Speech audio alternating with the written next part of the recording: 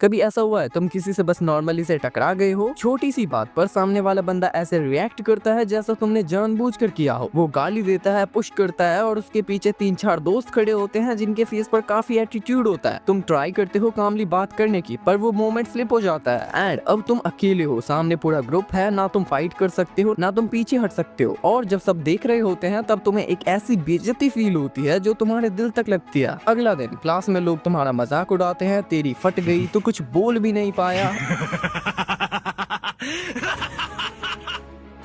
Even girls तक तुम्हें week समझने लगती है और तुम बस अंदर से ये सोच रहे होते हो कि अगली बार ऐसा हुआ तो मैं आगे से कैसे हैंडल करूंगा। एंड अगर तुम ऐसा कुछ सोच रहे हो तो ये वीडियो तुम्हारे लिए है। मैं तुम्हें सिखाऊंगा कैसे 1 से लेकर 4 लोगों तक के सिचुएशन में स्मार्ट और कंट्रोल रिएक्शन देना है, बिना शो ऑफ के, बिना ओवर रिएक्ट के और बिना रिस्क लिए। कैसे अपना माइंडसेट और ब्रीथिंग कंट्रोल करनी है, कैसे अपनी बॉडी पोजीशनिंग और सिंपल मूव से एडवांटेज लेना है और कैसे एनवायरनमेंट को अपना अलाइव बनाना है। और सबसे इम्पोर्टेंट, एक शॉर्ट प्रैक्टिस प्लान जिससे तुम्हारा रिएक्शन नेचुरली स्ट्रॉन्ग बन जाए। बट रिमेंबर, अगर सिचुएशन लाइफ थ्रेटनिंग हो तो escape is not cowardice, it's smart. लेकिन अगर कॉर्नर्ड हो तो तुम कामली फाइट कर पाओगे। एंड डोंट वरी, अगली बार तुम टारगेट नहीं बनोगे। Mindset and breathing control. सबसे पहला स्टेप, रिएक्ट मत करो, रिस्पॉन्ड करो। जब कोई तुम्हें बम्प करता है या प्रोवोक करता है, उस सेकंड में तुम्हारा रिएक्शन ही डिसाइड करता है कि तुम टारगेट बनोगे या नहीं। ज्यादा लोग या तो फ्रीज कर जाते हैं या इंस्टेंटली एग्रेशन में आ जाते हैं। दोनों ही गलत है। क्यों? क्योंकि जब तुम फ्रीज करते हो सामने वाला सोचता है ये डर गया, और जब तुम ओवर रिएक्ट करते हो वो तुम्हें इजीली मैनिपुलेट कर लेता है। तो सॉल्यूशन क्या है? Breathing control. एक डीप ब्रीथ लो, सिर्फ एक। ये तुम्हारी बॉडी को काम सिग्नल देता है। शोल्डर्स रिलैक्स करो, आंखों से कांटेक्ट रखो और अपनी वॉइस लो और क्लियर रखो। ऐसे मोमेंट्स में लाउड बोलना स्ट्रेंथ नहीं दिखाता, कंट्रोल दिखाता है। बस इतना सिंपल सा स्टेप, एक ब्रीथ और एक आई कांटेक्ट 50% सिचुएशन न्यूट्रल कर देता है। अब तुमने अपना कंट्रोल दिखाया, पर बॉडी की पोजीशन भी इक्वली इम्पोर्टेंट है। अगर तुम्हारा स्टैंस गलत है, एक सिंपल पुश भी तुम्हें ऑफ बैलेंस कर देगा। अब अगले पार्ट में देखते हैं कैसे खड़े होना है और कैसे मूव करना चाहिए ताकि तुम सेफ भी रहो और स्ट्रॉन्ग भी दिखो। Second, positioning and small move. अब मान लो सामने वाला बंदा अभी भी ट्राई कर रहा है तुम्हें डोमिनेट करने का। यहाँ एक छोटी सी ट्रिक काम करती है, एंगल और स्पेस। कभी भी सीधा सामने मत खड़े हो, थोड़ा सा साइड एंगल लो, जैसे तुम्हारा एक शोल्डर आगे हो और एक पीछे। इससे तुम्हें 2 फायदे मिलते हैं। पहला, अगर बंदा पुश करे तो तुम ऑटोमेटिकली बैलेंस में रहते हो। दूसरा, तुम्हारे पास मूव करने के लिए जगह होती है, लेफ्ट या right.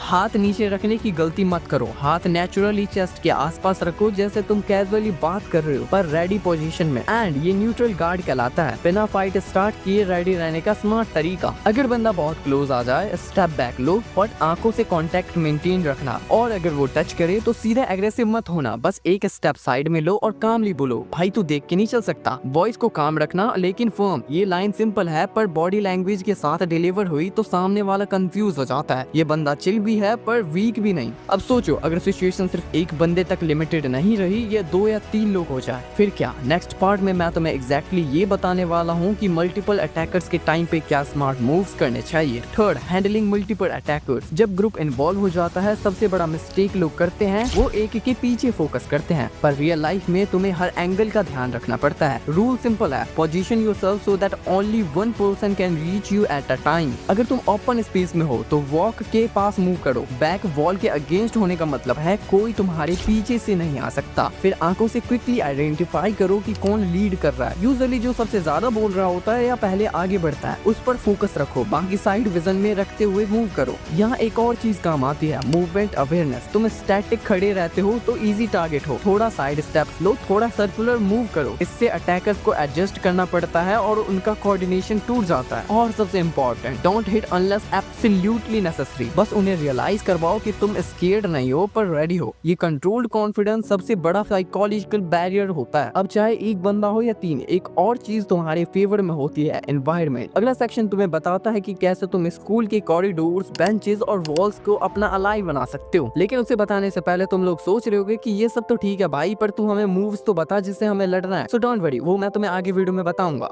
Fourth, using environment smartly. Environment तुम्हारा साइलेंट वेपन है। कॉरिडोर्स नैरो होता है, benches benches, walls, bag racks, सब कुछ स्ट्रेटेजी बन सकता है। एग्जाम्पल, अगर बंदा सीधा आ रहा है, बेंचेस के साइड शिफ्ट हो जाओ, उसका स्ट्रेट पाथ मत दो, बेंच तुम्हारे और उसके बीच का एक बैरियर बन जाता है। अगर कोई ग्रुप आ रहा है तो कॉर्नर चूज करो जहाँ तुम्हारा एक ही साइड ओपन हो, ताकि तुम्हें हर एंगल से अटैक ना हो। वॉल के पास होने का एक और एडवांटेज है, तुम्हारे बैलेंस स्ट्रॉन्ग रहता है, कोई पुश करे तो वॉल सपोर्ट देती है, तुम फिर से पोजीशन ले सकते हो। और हाँ, तुम्हारा बैग भी शील्ड बन सकता है, शोल्डर से उतार के फ्रंट में रखो, ये डिस्टेंस क्रिएट करता है और सामने वाले को कंफ्यूज करता है। अब जब तुमने सिचुएशन और एनवायरनमेंट दोनों कंट्रोल कर लिया है तो बचा है सिर्फ एक स्टेप, प्रैक्टिस। अगला पार्ट में मैं एक शॉर्ट डेली प्लान दूंगा जिसे तुम घर या जिम में प्रैक्टिस करके रियल कॉन्फिडेंस बिल्ड कर सकते हो। Fifth, practice plan, home plus gym. Confidence का कोई शॉर्टकट नहीं होता, मानो या ना मानो, प्रैक्टिस ही उसका फाउंडेशन है। या मैं तुम्हें बस सिंपल 10 मिनट का डेली प्लान दूंगा जो तुम्हें फिजिकली और मेंटली रेडी रखेगा। Step 1, mirror drill. मिरर के सामने खड़े हो न्यूट्रल गार्ड पोजीशन में, आई कांटेक्ट मेंटेन करते हुए कामली वॉच योर स्टेप बोलो। ये तुम्हारा वॉइस कंट्रोल और एक्सप्रेशन ट्रेन करेगा। Step 2, balance and ankle. एक लाइन फ्लोर पे खींच लो या टेप लगाओ, उस पे स्टैंस प्रैक्टिस करो, एक शोल्डर आगे एक पीछे, वेट इवनली डिस्ट्रीब्यूटेड। दो लेफ्ट और राइट साइड स्टेप लो बिना बैलेंस लूज किए। Step 3, reaction time. किसी फ्रेंड को बोलो कि रैंडमली पुश करे या हैंड रेज करे, तुम्हारा काम है सिर्फ साइड मूव और डिस्टेंस मेंटेन करना बिना अग्रेशन।